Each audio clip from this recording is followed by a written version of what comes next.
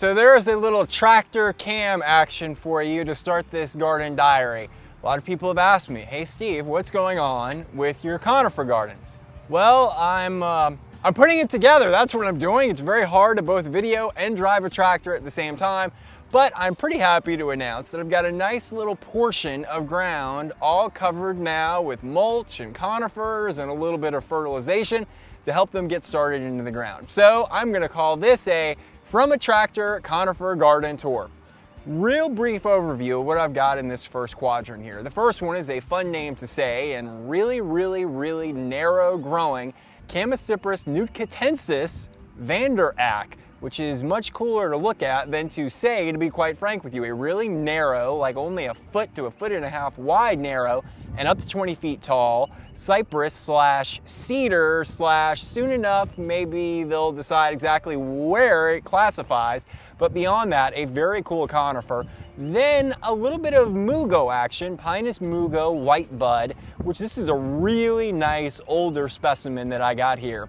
Then Pinus densiflora aurea, which has got that really cool yellowy gold effect throughout the course of the winter, and it's still holding on to it.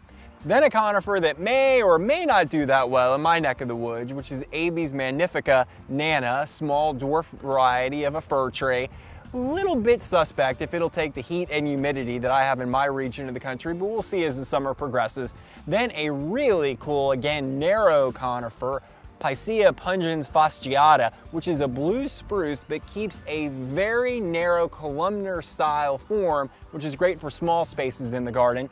Then a really neat one that I've featured in a photograph recently, which is Pinus thunbergii, or Pinus thunbergiana, depending upon how you want to classify it, or say the second name of its botanical nature, and that is Thunderhead, which has these awesome candles that you see here that it puts out during the spring, and those will last quite a while throughout the course of the year.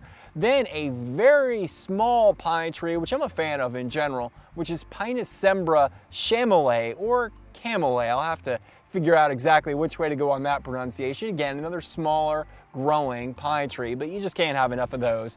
Then a spruce tree, and this is Picea abies Perry's gold, which eventually as its new growth starts to emerge will be a yellowish color, just starting to bud up a little bit here, which has been interesting because some of the plants, all of these coming from the northwest, because of their colder weather, have been a little bit slower to bud than you might expect. So there you have a very brief overview of some of the conifers that I have in the ground, and I've got to get back to work because I've got like 40 something more that need to go into the ground.